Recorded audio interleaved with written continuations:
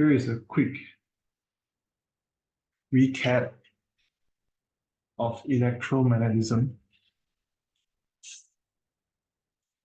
So the concepts here are similar to what we talked about earlier on. Refer to this when you are doing your assignment, your questions. Okay, so what did we talk about? Earlier on, we talked about field lines. Okay, so you need to understand the pattern of the field lines. Example, this or magnets. Yeah, I'm just giving a rough sketch. You should refer to the exact sketch in your notes. All right.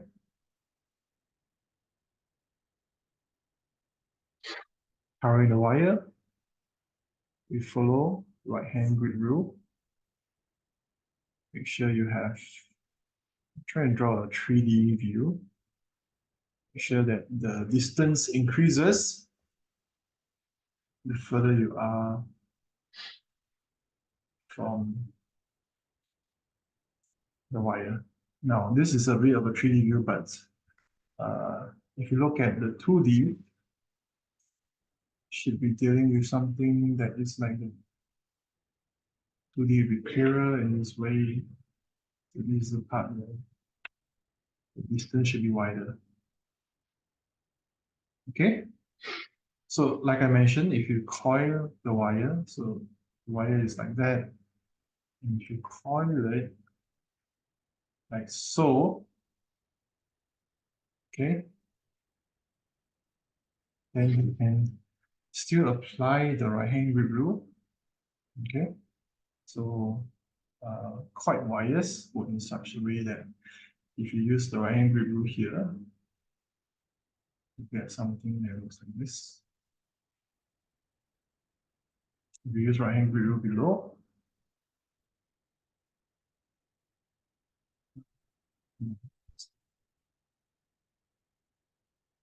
use right-hand grip rule below, we also go like this. So inside the coil, everything is going out this way. You keep using it, like what I mentioned. If you keep drawing the lines, more and more of it, you see it going out this way, which means that this side of the coil, the left side, this is the left side of the coil, is a north pole. And the right side of the coil is a south pole. Okay, so you got to know how to draw these field lines as well. All right. Now, if you were to make more coils, if you were to combine them,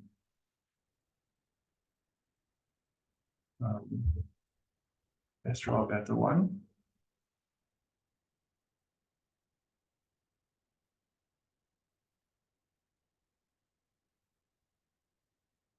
No, I don't think this is.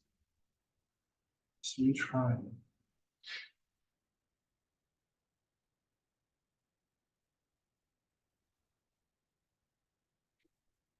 Okay, usually it's better if you draw it with a rod.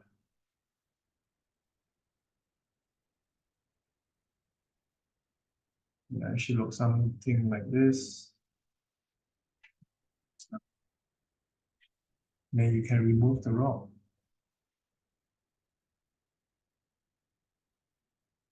And that gives you something that looks like this. So this becomes a solenoid.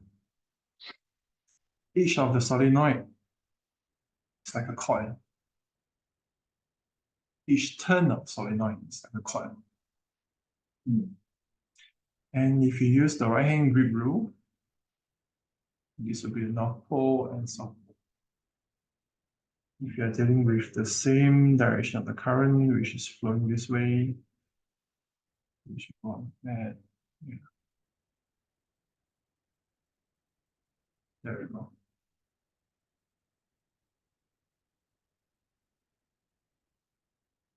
So again, use the right hand grip rule, get North Pole here. That's interesting.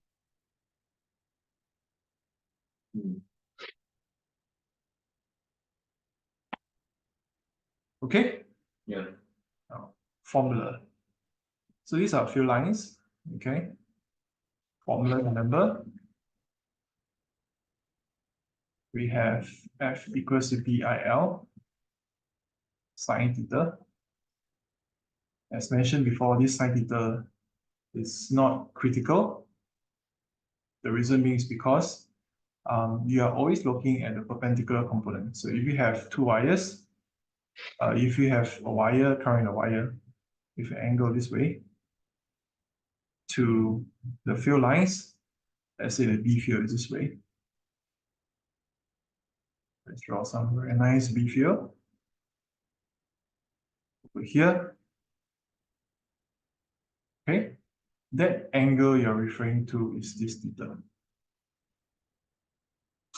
Sometimes you may be given a different angle. So you have to really look at the question. The important part is you are looking at the perpendicular component over here, which is your I sine theta or your L sine theta. So this perpendicular component is what you're referring to, because this is a cross product of two vectors, which is the I and B. Cross product actually gives you the force, which is the component perpendicular to two vectors. So you should be looking for the perpendicular component. So I wouldn't worry too much about this sine theta, but you should be looking at the perpendicular component here. So this is the important part.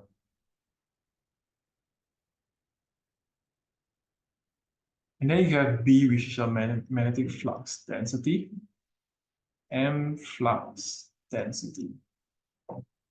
And what is the SI unit?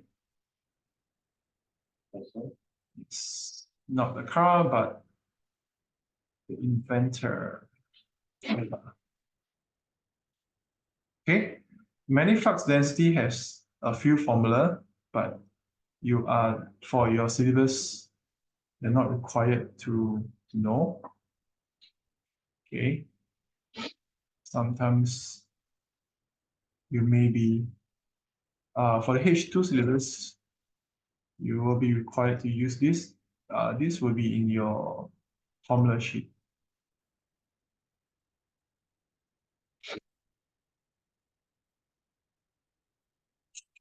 Three formula to know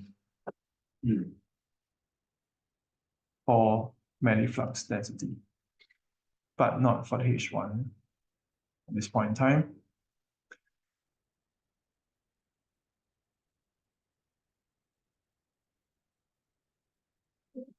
Okay, your I is the current, which is in ampere. Your L is the length. This length is also very important. The length is the length that is exposed to the magnetic field. Mean to say that if, let's say,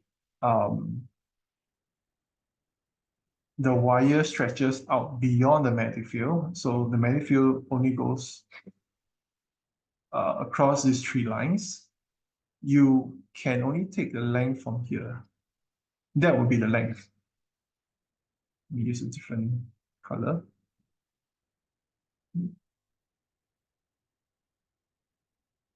That will be the length. This area, this portion here will be the length.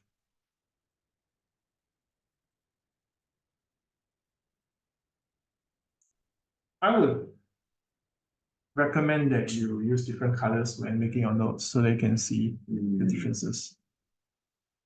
So your wire may be a few kilometers long, but if your magnetic field is a few meters long, you should take the few meters long.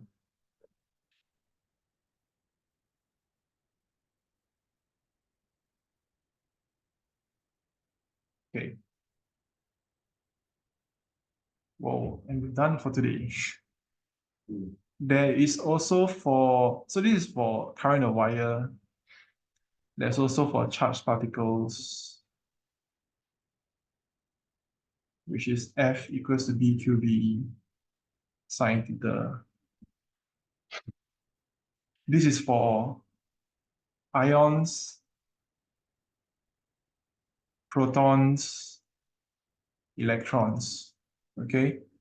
All of this, you should be using this formula. So the Q stands for the charge, okay? Elementary charge is 1.6 times 10 to the power minus 19 coulombs. So electrons and protons will have this charge. Ions depends on the charge of the ion. Example, Fe2 plus, you have 2 times 2 over here. So it's 2Q or 2E. Sodium ion would then be just a Q. It really depends on the charge of the ion. V here stands for the velocity. Okay. And that's how you find F. B here depends on magnetic field that you have. There is so much more that we need to talk about, but we're going to stop here for now. And I'll see you next week after you finish the questions, of which I'm going to assign to you. Okay. Till next time.